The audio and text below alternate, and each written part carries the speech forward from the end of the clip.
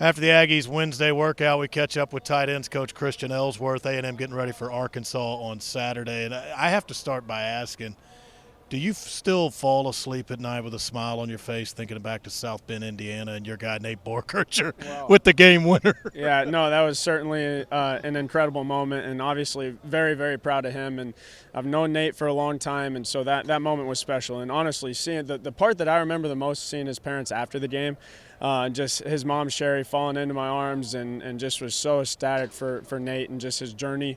And so yeah, it's a fun memory, but we obviously have a long ways to go, and if we can accomplish what we want to, that memory will certainly be a big part of that, and one we can look back on and smile when the job's done. So yeah, you mentioned you've known Nate for a long time. He's an Aurora, Nebraska native. You're a Grand Island, right, Nebraska guy, and you were a quarterback in high school and in college. You ever miss slinging it around out there still in those playing days? Well, I still, fortunately, and as a coach, I get to throw it a little bit. So there's not a day where I don't throw the ball to the guys, and you can see me in pregame, so I still do enjoy doing that. But I actually gained quite a bit of weight coming out of college, and so played a little tight end. That's kind of where I finished my career before I got injured. But I do miss it, and Nate will give me a hard time from time to time. Our schools were rivals, actually, and he rubs it in that unfortunately when I was playing quarterback we never got that job done. So he makes sure he tells me that every chance he gets.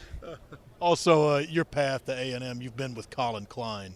You know him. What makes him the offensive coordinator that he is? Well, first of all, he's an incredible human being. He's like an older brother to me. I call my wife first with news, and I'm calling him second. And very, very fortunate for that. But as an offensive coordinator, he's just an incredible leader. He's going to have everybody on the same page. He cares about people, and when you know you're cared about, I think you tend to work harder and want to do more and be successful in doing it. And just as far as X's and O's, he's diligent in his task. He's going to do whatever it takes to win. He doesn't care really about making people happy per se. He cares about the final result and getting a win. And so if that's throwing the ball 50 times or running the ball 50 times, he doesn't care. And I think that's what makes him so great. He's creative and incredibly smart, and just very, very fortunate for me as a young coach to be able to work for him. And then I think about your tight ends room. We just discussed Nate and his great play at Notre Dame, but you have Theo in there as well. You had some new tight ends come in. Was it kind of Theo's responsibility as the guy, the player, to kind of say, here's how we do things? He needed to take some guys under his wing. Yeah, sure. Well, Theo is incredible because just given his story, and everybody knows it, being from Stockholm, Sweden, and really making College Station home. This is the only place that he's ever lived outside of Sweden, and so it's pretty cool thing to think about. But I thought even last year with the guys that we had, we were the closest tight-knit position group that I've ever worked with. I think a lot of people on staff or in this program would say, yeah, those tight ends, they really care about each other and love each other. And so it was really cool this second year here watching Theo just kind of take the room and get everybody on the same page. And those guys hang out outside of the football building. They truly care about each other, love each other. Amari coming in, being an older guy, I would say, and even the younger guys, the walk-ons, everybody involved, they truly care about each other. And I'm proud of that as part of our room. I think, again, that makes people work hard and makes people want to come to that position room every day and spend time with one another. And then Amari Niblack, I find it interesting with him because he can line up right next to the offensive line. You can put him outside.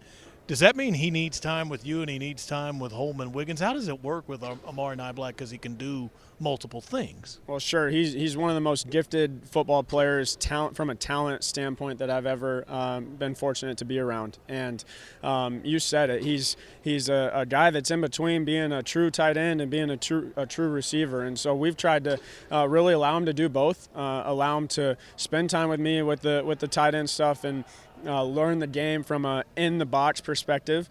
But then his skill set is probably best split out. And so that's where Coach Wiggins comes into play, and his background and being able to work with Coach Wiggins at Alabama, there's some familiarity there. But Amari does a great job of trying to learn both and picking up everything. He's one of the few guys in our system that probably could go line up out there at all the skill position spots and be able to operate, and that's a credit to him. And I think a testament to the way that we've tried to just really incorporate him with both of those positions. All right, I got to close with this. 28 years old. You're the young guy on staff. Yeah. You ever catch it from the older guys? It's not your first year at A&M, but you ever hear anything like, "Hey, Rook," anything like that? Well, that's certainly part of it. I'm very grateful for this staff and the way that they've taken me in. I've heard it a bunch actually, in the saying of everybody has to start somewhere, and very appreciative that get an opportunity here with these guys. I do get some jokes here and there. I run a lot, and so made fun of me, sometimes for that, and. But at the end of the day, it's again, very, very fortunate to work with the group of guys that I get to. I embrace being the young guy. I think that allows, again, go back to the tight end room, I think that's allowed us to be so close because they can come in the room and let their wall down a little bit, but still have the respect for me and knowing my background, to be able to respect what I'm trying to say and go get the job done. So very grateful for everybody and obviously this opportunity, this amazing place. Always appreciate you. All the best moving forward. Yeah, thank you, Will. Thank you, guys. Appreciate you.